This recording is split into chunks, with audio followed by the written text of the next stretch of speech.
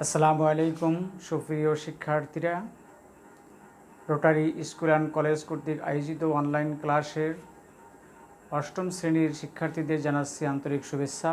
আশা করি তোমরা সবাই ভালো আছো, আমিও তোমাদের দোয়ায় ভালো আছি। বিগত দিনের অনলাইন ক্লাসের ধারাবাহিকতায় আজ আমি তোমাদের বাংলা দ্বিতীয় পত্র অর্থাৎ বাংলা ব্যাকরণ ও নির্মিতি, এই বাংলা ব্যাকরণ নির্মিতি অংশ থেকে তোমাদের বিরাম চিহ্ন এই বিরাম চিহ্ন নিয়ে তোমাদের সামনে আলোচনা করছি। আশা করি এই আলোচনাটি তোমরা মনোযোগ সহকারে দেখবা এবং বোঝার চেষ্টা করবা। বিরাম চিহ্নের সাথে আমরা সকলেই কম বেশি পরিচিত, তারপরও যথাযথ স্থানে বিরাম চিহ্নগুলি ব্যবহার করা লেখার একটি গুরুত্বপূর্ণ বিষয়। এটি যথাযথভাবে ব্যবহার করতে না পারলে লেখাটা সঠিক এবং নির্ভুল হবে না। তাই বিরাম চিহ্নের যথাযথ ব্যবহার আমাদের জানা উচিত। প্রথমে আমরা যে বিষয়টি নিয়ে আলোচনা করছি সেটা হলো এই বিরাম চিহ্নের নামগুলি দেওয়া আছে এখানে এবং চিহ্নগুলির আকৃতি দেওয়া আছে। বিরাম চিহ্নের নামগুলি দেওয়া আছে, চিহ্নগুলির আকৃতি দেওয়া আছে। এই চিহ্নগুলি বাক্যের বিভিন্ন জায়গায় ব্যবহার করা হয়। কোনোটি বাক্যের মাঝখানে, কোনোটি বাক্যের শেষে ব্যবহার করে বাক্যের অর্থকে সুন্দর বা সুস্পষ্ট করা হয়। মানুষ একটানা কথা বলতে পারে না, তাই তাকে মাঝে মাঝে থামতে হয়। তাছাড়া অন্যকে কথাগুলো বোঝার সময়ও দিতে হয়। লেখার বেলায়ও ঠিক তেমনি একই অবস্থা।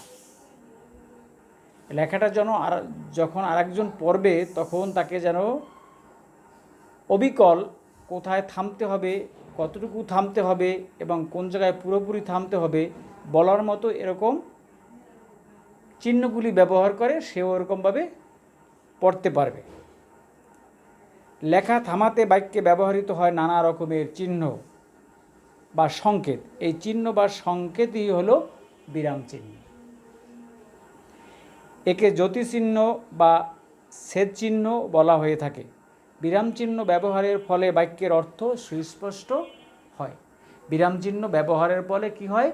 বাক্যের অর্থটা সুস্পষ্ট বা পরিষ্কার হয়।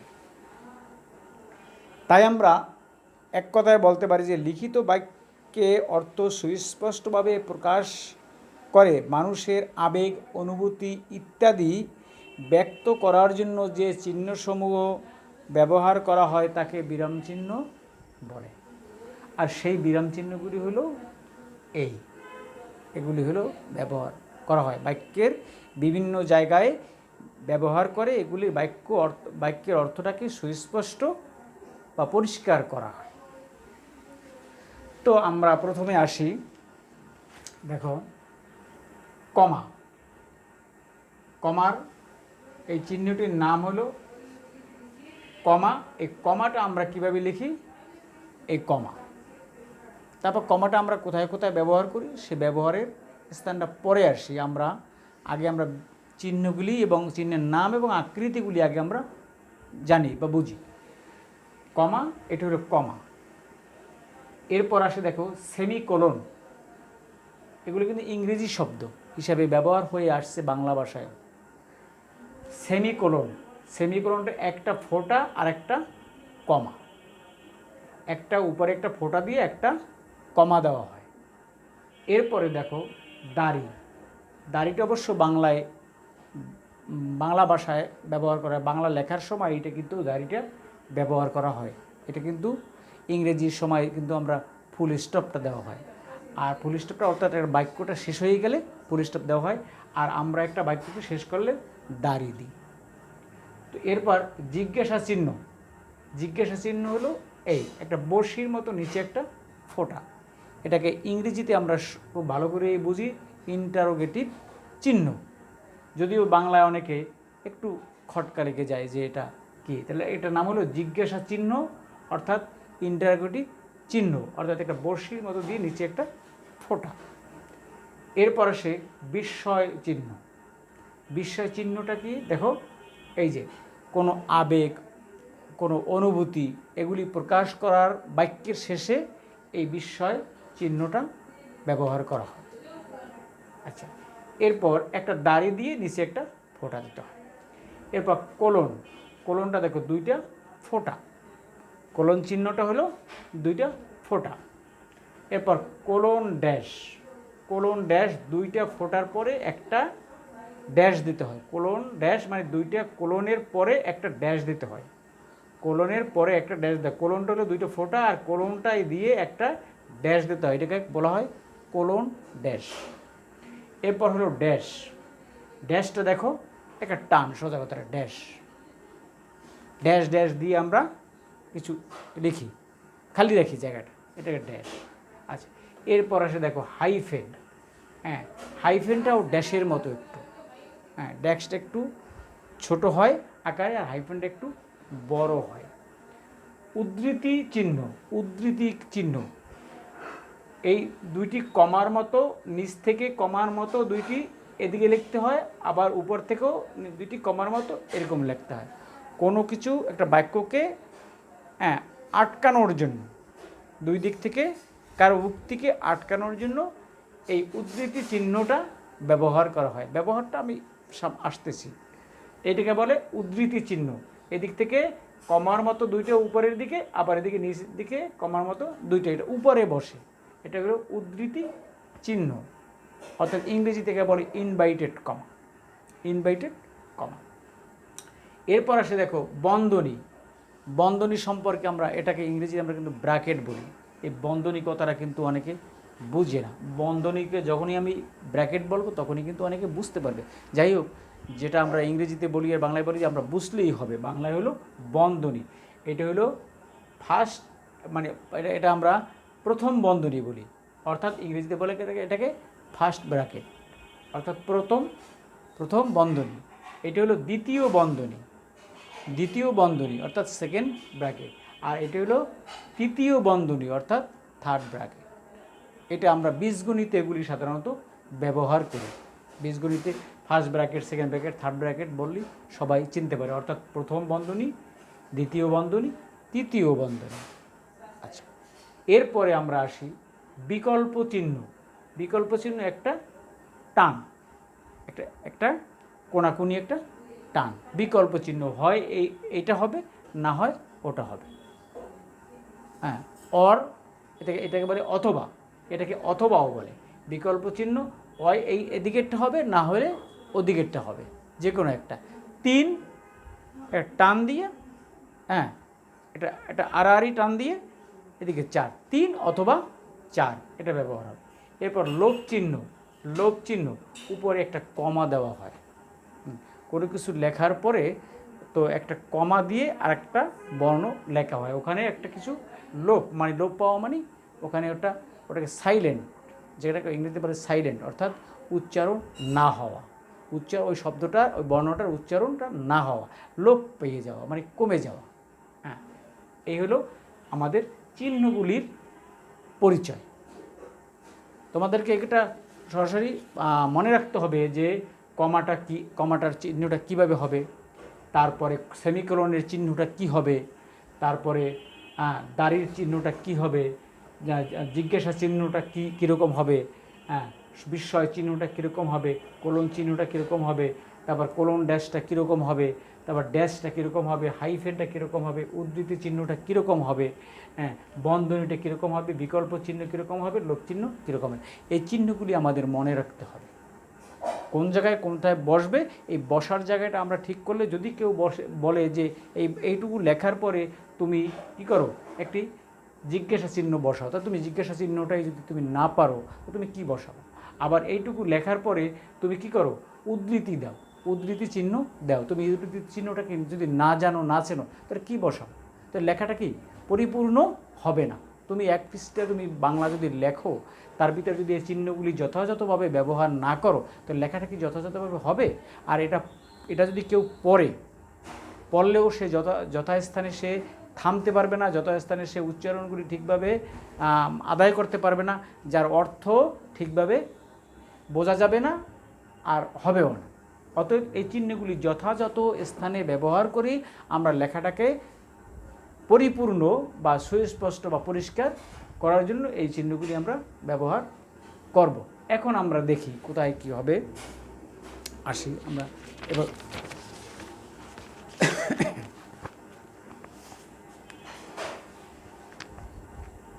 এরপর কিছু কিছু চিহ্ন আবার এখানে আছে। তো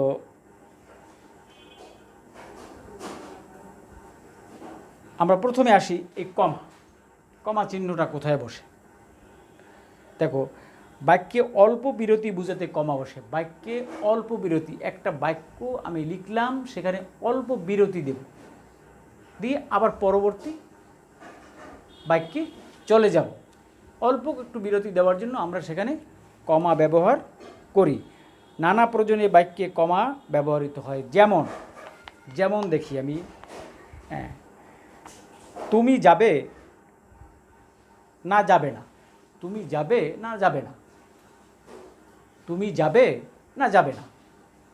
এই তুমি যাবে কমা যাবে না, এইখানে কমা আমরা তুমি যাবে না যাবে না। অথবা সুখ চাও সুখ পাবে পরিশ্রমে, সুখ চাও সুখ পাবে পরিশ্রমে। এই সুখ চাও এই কথাটা বলে একটু থামবো, সুখ পাবে পরিশ্রমে, পরবর্তী বাক্যটা বলবে। এই অল্প থামা, এই দুইটি বাক্যের ভিতরে মানে এই যে শব্দগুলির মাঝখানে, সুখ চাও তাহলে পরিশ্রম করো, এই সুখ একটু থামার জন্য এখানে কমা আমরা ব্যবহার করি। এরপর আবার দেখো, এটা বাক্যের অর্থ স্পষ্ট করার জন্য এটা কমাটাই ব্যবহার করেছে। বাক্যের সম্বোধনের পর কমা বসে। সম্বোধন, যেমন কাউকে যদি সম্বোধন করি আমরা, সেতু পড়তে বসো, সেতু কমা দিয়ে পড়তে বসো, সেতু পড়তে বসো দরকার নেই, সেতু একটু থামলাম, সম্বোধন করা অর্থে একটু থামলাম, পড়তে বসো। তাহলে সম্বোধন অর্থেও কিন্তু এখানে ব্যবহার করা হয়।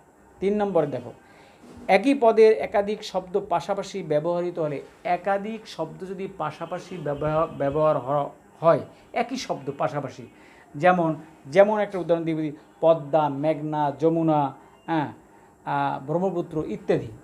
এরকম যদি একই ধরনের কতগুলো নদীর নাম একই ধরনের শব্দগুলি যদি পাশাপাশি বসি, তাহলে সেখানে কিন্তু আমরা কমা ব্যবহার করব। পদ্মার পর কমা, মেঘনার পর কমা, যমুনার পর কমা, ব্রহ্মপুত্রের পর কমা, এখানে কিন্তু কমা বসবে। অর্থাৎ এক জাতীয় শব্দ পাশাপাশি কয়েকটি বসলে প্রতিটি শব্দের পরে কমা বসে।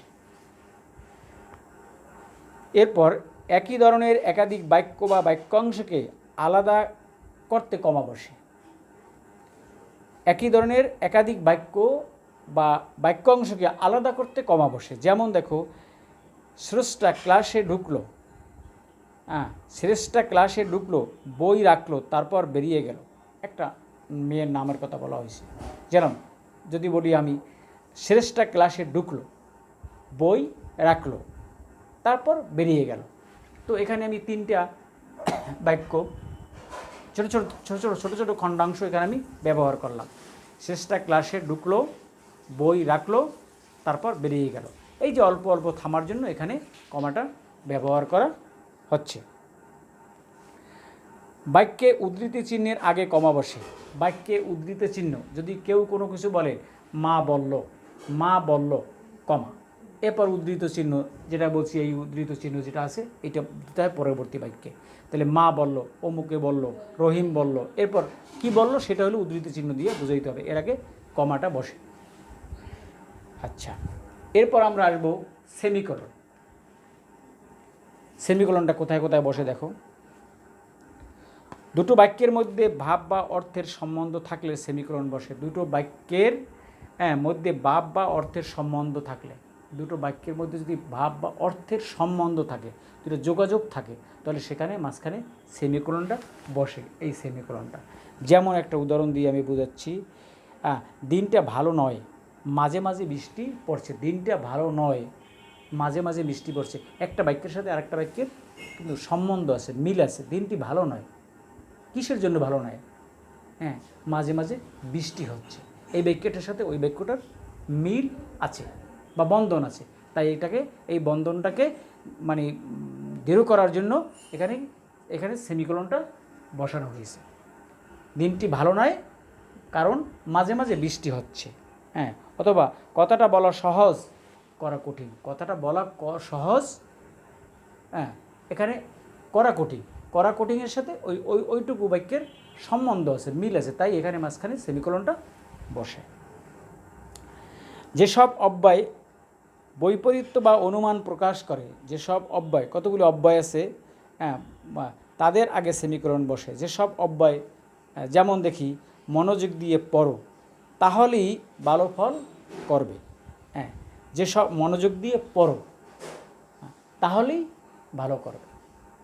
হ্যাঁ, এখানে মনোযোগ দিয়ে পড়ো, এই পড়ো, এই যে অব্যয়টা, এই অব্যয়টাকে আরেকটা পরবর্তী বাক্যটার সাথে মেলানোর জন্য এখানে সেমিকোলনটা ব্যবহার করা হয়েছে। যেমন ছেলেটি মেধাবী হ্যাঁ, কিন্তু বাড়ি অলস। এই দুই অব্যয় থাকলে সেখানে ওই পরবর্তী বাক্যটার সাথে সম্বন্ধ করতে এখানে সেমিকোলনটা ব্যবহার করা হয়। এরপর দেখো আমরা আসতেছি কোলন। এই যে কোলন, দুইটা ফোঁটা, এটা হলো কোলন। বাক্যে নানা কারণে কোলন চিহ্ন ব্যবহৃত হয়, বিভিন্ন কারণে ব্যবহৃত হয়। কী কী কারণগুলো দেখছো? 1 নম্বরে উদাহরণ বা দৃষ্টান্ত বোঝাতে আমরা বাংলা সন্ধি দুরকম, সন্ধি ও ব্যঞ্জন সন্ধি। সন্ধি ও ব্যঞ্জন সন্ধি, যেরকম বাংলা সন্ধি দুরকম। এই লেখার পরে আমরা একটা চিহ্ন বসাবো, বসাইয়ে পরবর্তী, যেরকম বাংলা সন্ধি দুরকম, একটা চিহ্ন বসাইয়ে তারপর কি স্বরসন্ধি ও ব্যঞ্জন সন্ধি, এখানে আমরা এটা বসাবো, কোলনটা বসাবো। বাংলা সন্ধি দুরকম, কোলন, ব্যঞ্জন স্বরসন্ধি ও ব্যঞ্জন সন্ধি, এই অর্থে আমরা এখানে কোলন বসাবো। উদ্ধৃতির আগে, হ্যাঁ, রবীন্দ্রনাথ বলেছেন উদ্ধৃতির আগে। এখানে উদ্ধৃতির আগে যেমন রবীন্দ্রনাথ কী বলেছেন, এর আগে কিন্তু কমা বসে কিন্তু তারপর উদ্ধৃতি চিহ্ন দিয়ে বাক্য করে গায়। এখানে কিন্তু এখানে কোলনও বসে, যেন রবীন্দ্রনাথ বলেছেন মরিতে চাহি না আমি সুন্দর ভুবনে, এটাকে ওই যে উদ্ধৃতি চিহ্ন দিয়ে বসানো হয়েছে, এই রবীন্দ্রনাথ বলেছেন, এরপর কোলন দেওয়া যায়। তারপর নাটকের সংলাপের আগে কিন্তু, যেমন ডুকরি কী চাই, ডুকরি একজনের নাম, এরপর কোলন দিয়া কী চাই, সে বলবে কী চাই। এরপর কাঙালি, সে আবার কাঙালির পরে কোলন দিয়া সে বলবে আজ্ঞে মহাশয় হচ্ছেন দেশপ্রেমিক, মহাশয় হচ্ছেন দেশপ্রেমিক। তো এই নাটকের সংলাপের ওই যে প্রতিটা মানে চরিত্রর পরে কোলন দিয়ে তারপরে তাদের কথাগুলি বলা হয়। হাইফেন, এরপর দেখো হাইফেনটা আমরা কোথায় বসাবো? হাইফেন বাংলার সংযোগ চিহ্ন বলা হয়, হাইফেনকে বাংলার সংযোগ চিহ্ন, কিন্তু বিভিন্ন কারণে বাক্যে হাইফেনের ব্যবহার হয়ে থাকে, বিভিন্ন কারণে হাইফেনের ব্যবহার হয়ে থাকে।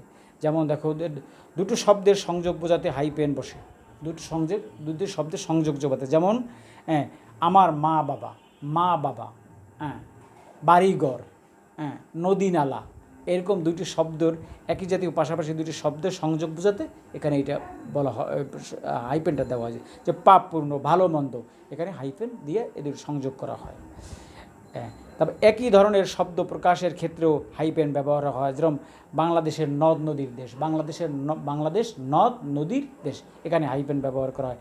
ঢাকা, খুলনা, বরিশাল, ঢাকা পরে হাইফেন দিয়ে খুলনার পরে বরিশাল, এদেশের বড় বড় শহর, এসব ক্ষেত্রে হাইফেন বসানো হয়। এছাড়াও কতগুলি শব্দ আছে, যেমন দেখো কতগুলি শব্দ দেওয়া আছে, যেমন দেখো দাড়ির কথাটা বলা হয় না। বক্তার মনে কোনো কিছু না, বক্তার বা লেখার মনোভাব সমাপ্তি বোঝাতে, যখন একটা বাক্য শেষ হয়ে যায় তখন সেই শেষ বাক্যটার শেষে কিন্তু দাঁড়িয়ে দিতে হয়। বাক্যটা শিখে কী কোন চিহ্ন? এই দাড়ি চিহ্ন ব্যবহার করতে হয়। জিজ্ঞাসা, বক্তার মনে কোনো কিছু জানার আগ্রহ জন্মালে তা জানতে বাক্যের শেষে জিজ্ঞাসা চিহ্ন। তুমি কেমন আছো, কি খাচ্ছ, কি করছো, এই শব্দগুলি জানার মতো শব্দ, প্রশ্নবোধক শব্দ হলে সেখানেই এই প্রশ্নবোধক বা জিজ্ঞাসা চিহ্ন বসাতে হয়। এরপর বিরাম চিহ্ন, বিস্ময় চিহ্ন। এই বিস্ময় চিহ্নটা দেখো, যেমন বক্তার মনে বিভিন্ন আবেগ যেমন আনন্দ, বেদনা, দুঃখ, ভয়, ঘৃণা ইত্যাদি থাকলে এই প্রকাশ করলে সেই বাক্যের শেষে এই বিস্ময় চিহ্ন ব্যবহার করা হয়। আহা আহা, বিস্ময় চিহ্ন, কি সুন্দর দৃশ্য, মাগো তুমি কখন এলো, মাগো তুমি কখন এলো, আবেগের সহিত বলা হয়েছে। এরপর আসে তোমার মধ্যে কী আছে, বাক্যের মধ্যে ব্যবহৃত বিরাম চিহ্নগুলো রয়েছে, যেমন প্রথম ব্র্যাকেট, এবার দ্বিতীয় ব্র্যাকেট, তৃতীয় ব্র্যাকেট, এগুলো বিভিন্ন ক্ষেত্রে ব্যবহার করা হয়। এগুলো আবার আমি যখন পরবর্তী ক্লাসে আবার এই বিরাম চিহ্ন নিয়ে বিস্তারিত আলোচনা করব, তখন আবার এগুলির আরও আলোচনা করা হয়। এটা বলছে যে বিকল্প শব্দ হিসেবে ব্যবহার করা হয়, এটা লোপ হিসেবে ব্যবহার করা হয়। তো যাই হোক, সংক্ষিপ্ত আকারে আমি যতটুকু তোমাদেরকে একটু বুঝাইতে পারিছি, তোমরা এটুকু মনোযোগ সহকারে বইয়ের সাথে মিলিয়ে তোমরা ক্লাসটি দেখবা এবং বোঝার চেষ্টা করবা, এই আশাবাদ ব্যক্ত করে আগামী ক্লাসের জন্য আমন্ত্রণ জানিয়ে আজকের মতোই আমি বিদায় নিচ্ছি। খোদা হাফেজ, ভালো থেকো, আসসালামু আলাইকুম।